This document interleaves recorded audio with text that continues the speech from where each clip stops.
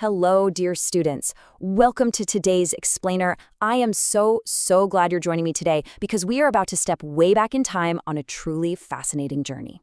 I want you to imagine an era of great kings, massive stone forts, and borders that were constantly shifting. Today, we're exploring a monumental chapter in history, the Delhi Sultanate. For over 300 years, from the 13th century all the way to the mid-16th century, the city of Delhi was the beating heart of a sprawling, powerful empire ruled by dynasties of Turkish-Afghan origin. So think about it for a second. How exactly does a single city manage to rule an entire, incredibly diverse subcontinent for more than 3 centuries? The rulers of Delhi faced some massive challenges.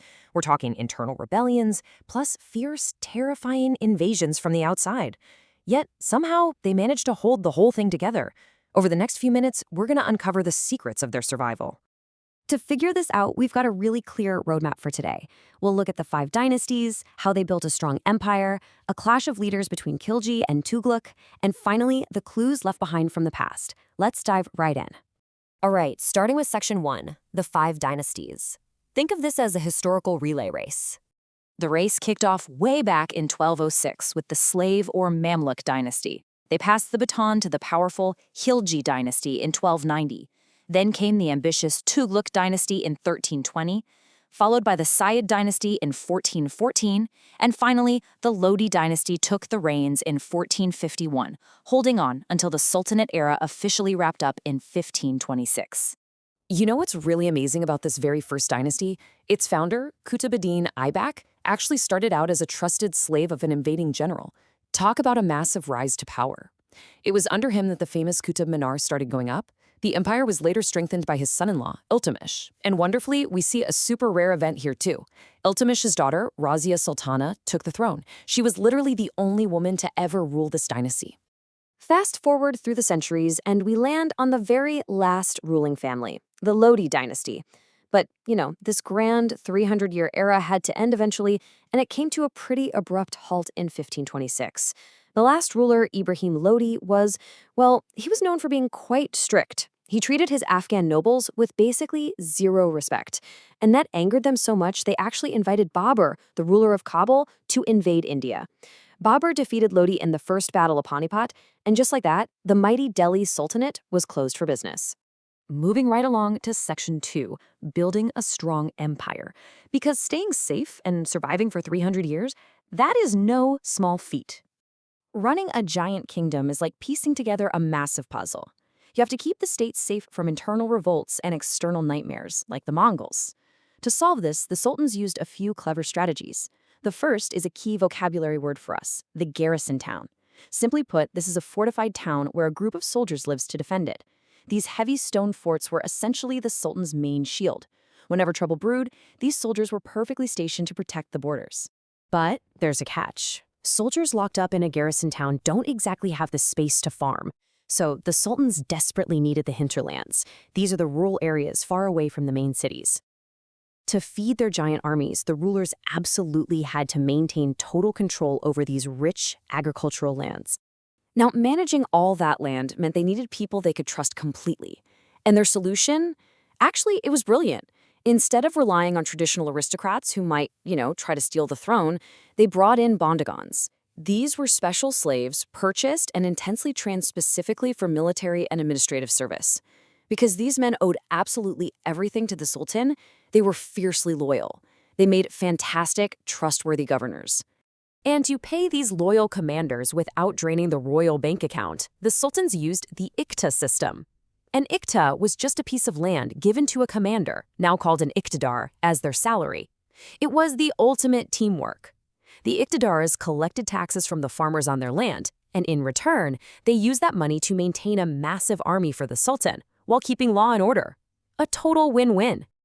All this highly organized administration brings us to Section 3, Khilji versus Tughlaq, a true clash of leaders. Both of these famous rulers faced the exact same terrifying problem: massive, relentless Mongol invasions. But they handled this nightmare in wildly different ways. Khilji was all about intense, practical discipline. Tughlaq, on the other hand, was a guy bursting with bold, sweeping, but often chaotic experiments. Let's look at how their different minds tackled the exact same problems. Take military housing, for example. Khilji took the straightforward route. He just built a brand new garrison town called Siri for his troops. Easy, effective. Tughlaq? Well, Tughlaq had a much more disruptive idea. Instead of building a new town, he decided to secure his southern borders by forcing the entire population of Delhi to pack up their lives and march all the way south to Daulatabad. I mean, imagine the hardship that caused for everyday people. And what about the economy? To feed his troops, Khilji simply fixed the prices of essential goods so traders couldn't rip off the military.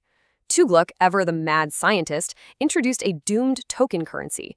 They were short on precious metals, so he commanded that coins made of cheap brass and copper should hold the exact same value as real gold and silver.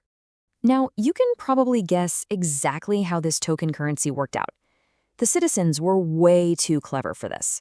They happily paid their taxes with the cheap brass coins while secretly hoarding all their real gold at home. People literally set up mini mints in their houses to manufacture fake copper coins. Nobody trusted the new money, and Tughlaq's grand economic experiment crashed and burned. It's so fascinating looking back at these successes and epic failures, which brings us to our final section, Clues from the Past. Time for some detective work. You might be wondering, how do historians actually know all these embarrassing secrets from hundreds of years ago? Well, our first big clue is architecture. Breathtaking places like the Qutb Minar complex act as a permanent historical record. These towering stone structures reveal the deep religious devotion of the rulers and the absolute genius of the craftspeople who built them. We also rely heavily on ancient coins and written records. Metallic coins struck in gold, silver, and copper act like ancient bank statements, tracking the kingdom's wealth. Meanwhile, Persian literary sources called tawarikhs give us the inside scoop. Scholars, administrators, and poets wrote these incredibly detailed accounts of court life, usually hoping the Sultan would reward them with some serious cash. And sometimes, these sources are just incredibly dramatic. Listen to this observation from the famous traveler Ibn Battuta, talking about our experimental friend Tughlaq. The king is of all men the most addicted to the making of gifts and the shedding of blood. Wow, that really paints a picture of a guy who was wildly generous one minute and ruthlessly punishing the next, doesn't it? And then, of course, we have the ancient equivalent of office gossip. A political thinker named al-Biruni was absolutely scandalized by some of Tughlaq's choices, writing, "The Sultan has chosen a barber, a cook, and 2 gardeners for some very high positions in his court." Biruni was horrified, convinced this would ruin the kingdom. It's a great reminder that history isn't just boring dates and battles. It is packed with very human opinions, biases, and court drama. And that wraps up our explainer for today. We've seen how dynasties rose, how they used loyal slaves to survive, and how huge personalities shaped a subcontinent. So I want to leave you with this final thought-provoking question. If you were a sultan, sitting on the throne in Delhi, and you got word that a massive enemy army was marching toward your borders, what kind of leader would you be? Would you rely on the strict, organized rules of Khilji, or the bold, outside-the-box experiments of Tughlaq?